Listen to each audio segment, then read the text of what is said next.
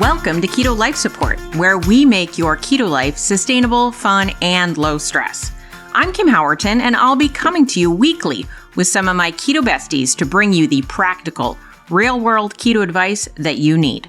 Quick disclaimer, I am not a doctor, and even if we do have a doctor in the house from time to time, he or she is not your doctor, and nothing we say on this show should be taken as medical advice.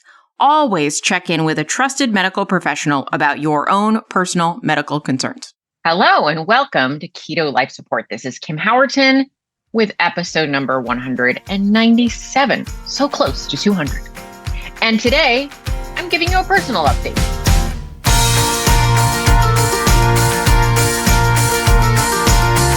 So, personal update from Kim. It's the end of January as I am recording this episode. You'll be getting it early February. That's usually how the months go, And I'm going to talk a little bit more about the weight loss project, how I'm doing, what's going on in the world. I don't know, the things. So if you guys have been following along, you know that since about October, I've been on a weight loss journey. So what is that? November, December. So we're well into towards the end of month 3 of my journey. Thus far, in terms of scale weight loss, we're hovering just under 10 pounds at this point. Weight can fluctuate a pound or two, so we're in that neighborhood. I'm happy about the progress. It's been sort of steady along the way, a little faster the first few weeks. Obviously, more water weight is lost than coming into this period. I'm about halfway through where I'd like to get to before maybe I say let's see what that looks like. And what is going on in terms of choices I'm making. I'm so sorry if I repeat myself in these updates because I haven't really changed anything significantly that I'm doing, but just keeping you up to date on what's going on these days. I am using a macro tracking app called Macro Factor on this part of my journey. Now, I could do this with a spreadsheet. I could do it with a calculator. I could do it on the back of an envelope if I wanted to. But what this app does for me is it helps me keep track of what my estimated maintenance calories are because it tracks what I'm eating and compares it to what my weight is doing. And so it does that process for me. In my program, Keto Unstuck, I teach people how to know how this process works and to be able to track it themselves. I think you should never rely on an app to do something you don't understand, at least somewhat yourself, so that you can just be educated in the concept. But hey, if the app's going to do it accurately for me, I know enough about the concept to say that still seems right and move forward. More power to it. The app, I don't know. I like it. It helps me make my life a little more convenient. Anyway, so I am tracking all my food very carefully. I'm still using a food scale almost all the time. Obviously, there are sometimes circumstances in which I'm getting food where it would be weird to have my food scale. So, if I'm out at a restaurant or going to somebody else's house, then in those cases, I just do my best estimate. The main thing that I'm doing just to ensure success as much as I can is consistency. I eat the same thing for as many meals most of the time. And so really for most of my journey, my breakfast has looked like one of 2 or 3 choices, which might be cottage cheese and yogurt with some fruit or eggs or a frittata. So some version of egg-based dish. Or egg white bread. I guess it's still egg based, but a bread I make with a lot of protein powder, egg white powder, that kind of thing. Like a toast kind of situation. So breakfast is something like that, always prepped in advance, or something that I'm just plunking in a bowl so I don't have to think about it or do much. And then my little joy in the morning is my little latte. Well, I call it a latte. It's more like a cappuccino that I might make with some whole Fairlife milk and some espresso. That's the morning. The midday, I'm going to have my lightest meal of the day in terms of quantity. I still call it a meal because I don't really conceptually snack, but somebody else watching me eat midday might say that looks more like a snack than a meal. So it's kind of a smaller meal, just a way to get a little more protein in my day mostly. So it might be kind of a repeat of something that's breakfast-like that I might choose from. or maybe like a wrap that I make with lettuce and some type of lunch meat, or maybe egg salad. So something very easy. Often I also make chicken salad. So something I just make, keep a whole lot in the fridge for the week and just have some of that midday. And then for dinner, we tend to make like a dinner for the week, or maybe, 4 or 5 days. And so I'm not cooking every night.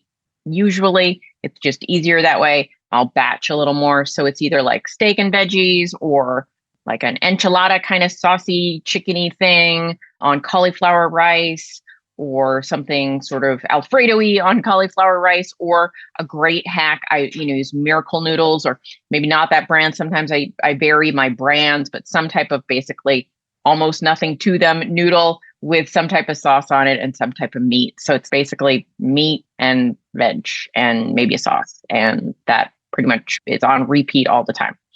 And, for sort of sweet things, I'm a big fan of sweet things. So I was doing creamies. Since it's gotten cold, I don't do as many creamies, but I will often do like a nighttime decaf mocha cappuccino kind of thing. So like a hot beverage. I stay away from caffeine late at night as much as I can because, I don't notice it keeps me from sleeping, but I've heard from Matt Walker, who wrote Why We Sleep, that even if you don't notice that the caffeine is affecting you, it probably is affecting your sleep. So just switch to decaf. So that's what I do the decaf. And so that's sort of how the food thing is working out. And I just, work on the quantity of it so that I see the rate of weight loss that I'm looking for. And I balance that with my sanity. So not so little food, I feel like a crazy person. Not so much I don't see weight loss. Somewhere in the middle. Oh, and I'll throw in some little bit of fruit with lunch here and there. I'm not anti-fruit for me. I'm a metabolically healthy person. I am insulin sensitive, generally speaking. My average blood sugar, my A1C is under 5.0. So that blood sugar management is perfectly in line with being insulin sensitive. And so I don't worry about a little bit here and there. I obviously don't want the majority. I'm not becoming a fruitarian, anyone, but a little bit on yogurt or as a side when I'm having a higher protein and fat meal is fine for me, but every person has to find the balance for them. So the general macronutrient sort of look would be that my protein is probably I try to keep it at least 120 grams a day, maybe optimally more like 140, and carbs definitely under 100, usually closer to 50 total grams. The only thing I net out of my carbs really is erythritol or allulose. I don't really count those because I don't, for me, find they have any significant impact. Everyone has to make the decision on where they draw those lines for themselves. And then in terms of how much fat I have, I don't have as many grams of fat as I have protein. Like I said, I keep my sort of energy intake in a certain range to see fat loss. And so, my fat macro is definitely lower, but I always make sure it's, minimally above what it needs to be to have proper absorption of fat soluble vitamins, which means well above 30 grams. I am not saying I only have 30 grams of fat. I'm just saying as a minimum.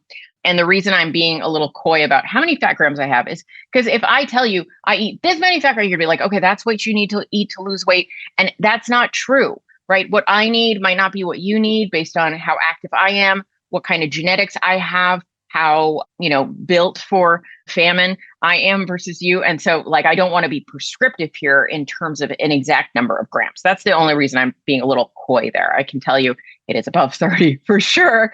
And it is, below for me, 100 for sure. So that's going to vary from person to person. So that's kind of how my macros shake out.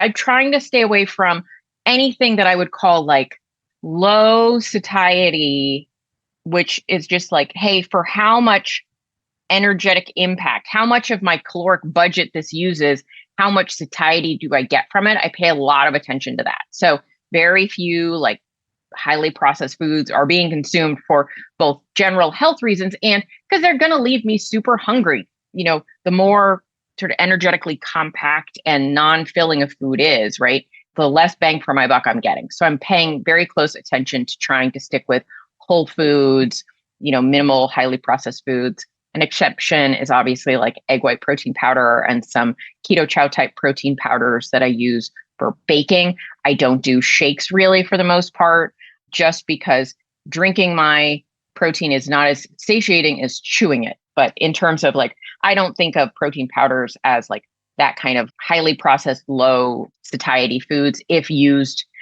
in a solid context.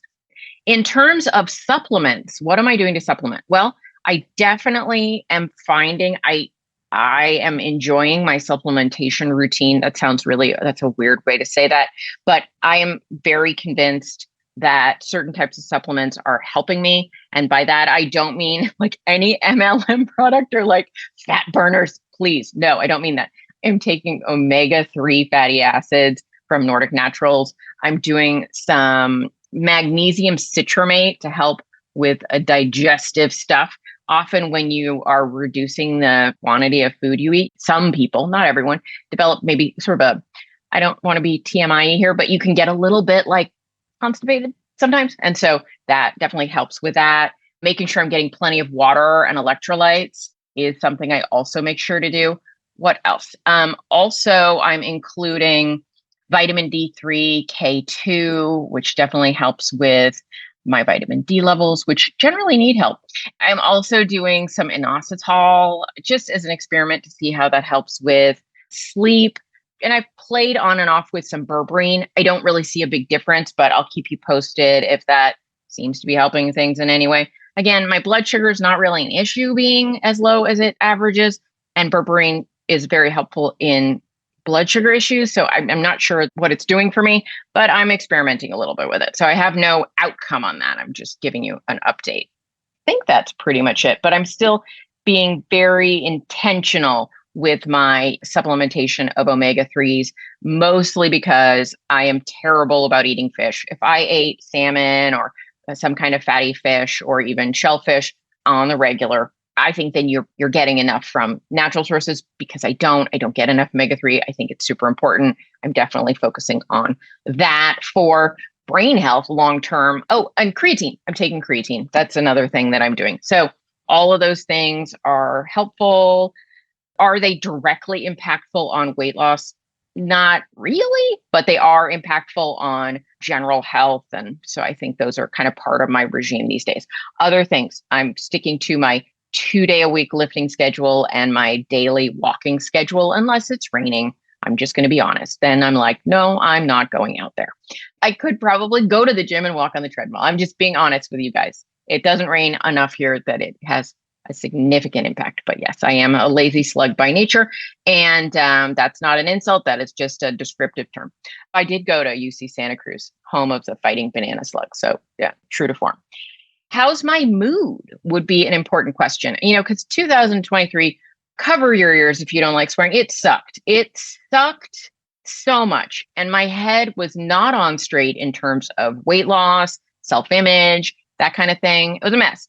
And so I am feeling amazing in 2024. I mean, towards the end of 2023, things started to turn around.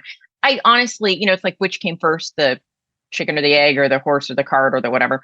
Was it that I got my act together so that I could go on a weight loss phase? Or was it going on a weight loss phase that helped me get my act together, right? Like feeling better about how things are going into my future. And there's a little bit of a synergistic circular effect. Like one, it has a feedback loop, but I definitely had to get my head on straight somewhat before this successful approach was going to be possible, because you can't walk on a broken leg, or you shouldn't. And it's not going to go well.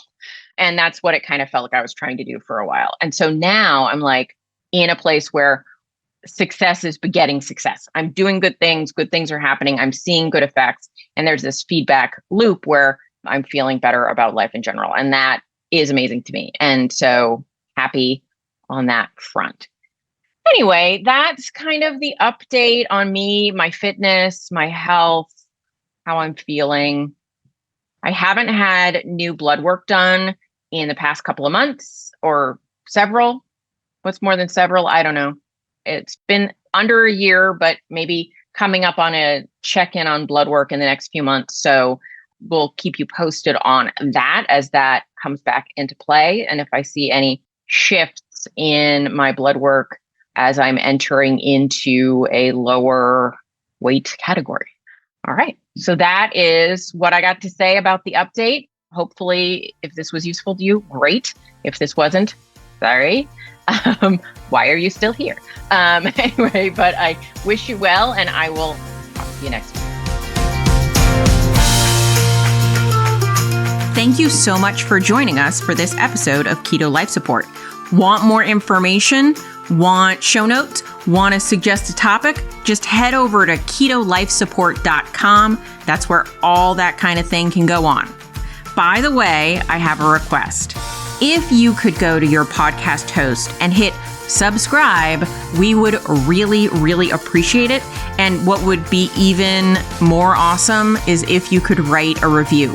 And what would be even more awesome than that is if you could write like a really flattering review. Just asking, you do you. All right. So thanks so much for joining us. I'm thrilled that you're part of the Keto fam. Talk to you soon. Bye-bye.